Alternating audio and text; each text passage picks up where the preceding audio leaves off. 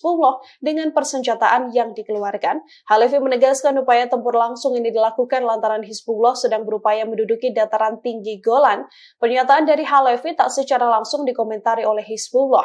Namun militan Lebanon ini langsung menyerang gerombolan tentara di Israel Utara saat tentara Tel Aviv melanjutkan serangan mereka. Hizbullah menargetkan peralatan mata-mata atau sistem radar dan pemantauan di lokasi Metula dan juga Ruwaisat Al-Karam milik tentara Israel dengan senjata yang sesuai. Pasukan Hizbullah juga menargetkan tentara Israel di pemukiman Metula dan Barak Zibdin milik tentara Israel.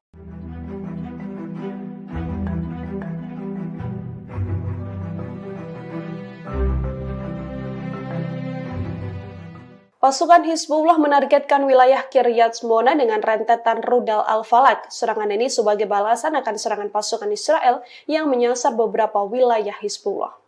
Serangan Israel sebelumnya menewaskan personil medis di kota Hebron, termasuk anggota pertahanan sipil yang sedang bertugas. Sebagai balasannya, pemukiman Kiryat Shmona dihantam rudal Al-Falak pada Minggu 8 September dini hari tadi. Serangan ini sekaligus menjadi penegasan bagi militan Israel bahwa Hizbullah tak akan tinggal diam menghadapi pasukan Zionis. Saat serangan dilancarkan, sirine juga meraung tanpa henti dan membuat situasi semakin kacau. Selain wilayah Kiryat Shmona, Hizbullah juga menghantam wilayah Miskaf-Am, Al-Manarah, dan pemukiman Gifadi dalam satu serangan yang sama. Dalam rentetan serangan tersebut, Hizbullah juga menargetkan peralatan mata-mata di Barkat Risha dan Al-Jardah di perbatasan wilayah pendudukan.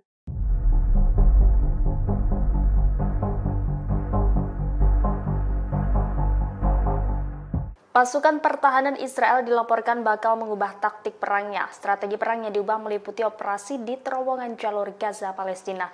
Demikian diungkap oleh sumber militer Israel yang tidak disebutkan namanya pada Jumat 6 September 2024. Sumber militer mengatakan IDF akan mengubah taktik perang setelah 6 sandera Israel ditemukan tewas pekan lalu. IDF disebutnya kini semakin khawatir saat pasukan memasuki dan beroperasi di dalam terowongan. Ia menuding Hamas akan membunuh setiap sandera yang ditawan. Sumber militer tidak merinci taktik terbaru yang akan diterapkan oleh pasukan Israel, namun ia menekankan bahwa IDF akan berhenti beroperasi secara rahasia. Ia menyebut IDF akan menjangkau para sandera tanpa membahayakan mereka. Sebagaimana diketahui hasil penyelidikan awal, IDF menunjukkan bahwa penjaga membunuh sandera setelah mendeteksi keberadaan tentara di dekat mereka. Penjaga sandera diduga kabur setelah mengeksekusi 6 tawanan di terowongan.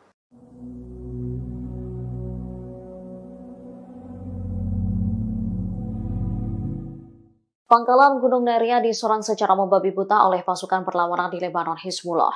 Pasukan pendudukan Israel atau IDF pun membenarkan adanya serangan ini. Juru bicara tentara pendudukan mengatakan sirine dibunyikan pada pukul 6:05 waktu setempat hari ini, Sabtu 7 September 2024.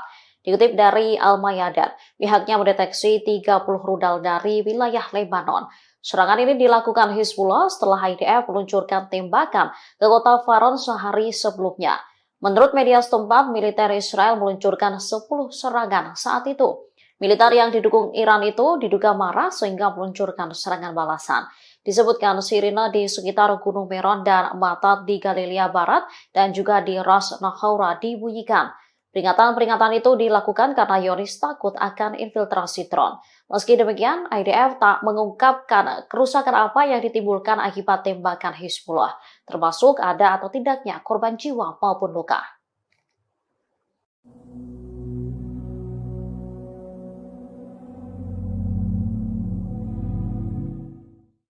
Sabtu 7 September 2024 pagi waktu setempat, pasukan perlawanan di Lebanon Hizbullah mengumumkan bahwa pasukannya telah mengebom pangkalan Gunung Neria. Gunung Neria sendiri merupakan markas besar kepemimpinan Pelalangi yang saat ini ditempati oleh pasukan dari Brigade Golani.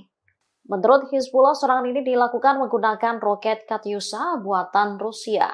Mereka menegaskan penargetan ini dilakukan untuk mendukung rakyat Palestina di jalur Gaza. Selain itu, membalas tindakan militer rezim Zionis yang telah menyerang desa-desa dan rumah-rumah aman di selatan, terutama serangan baru-baru ini di kota Faron pada Jumat 6 September. Dikutip dari Al-Mayadan, pesawat pendudukan meluncurkan